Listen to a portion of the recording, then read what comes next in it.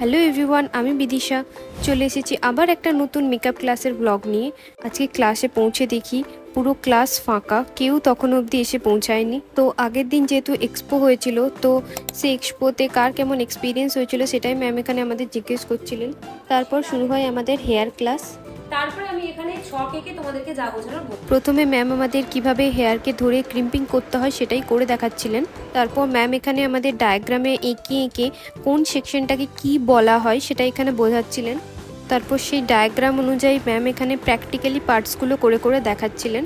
তারপর এখানে ম্যাম আবারও দেখো কি সুন্দরভাবে ডায়াগ্রাম আঁকছিলেন যে কত ধরনের ব্রাইডাল হেয়ারস্টাইল হয় সেটাই দেখানোর জন্য। বেসিক্যালি এখানে ফন্ট ভেরিয়েশনের উপর ডায়াগ্রামটাই বোঝাচ্ছিলেন। তো একে একে কিভাবে ব্যাক কম্বিং করতে হয়, কিভাবে পুলিং তুলতে হয়, সেগুলো একটা রাফ আইডিয়া ম্যাম আমাদের দিচ্ছিলেন।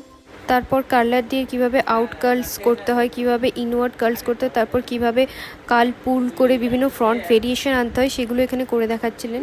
তো ফ্রন্ট ভেরিয়েশন নিয়েই ছিল আজকে আমাদের মেন ক্লাস, আর নেক্সট দিন আমরা এগুলোই প্র্যাকটিক্যালি করে দেখব।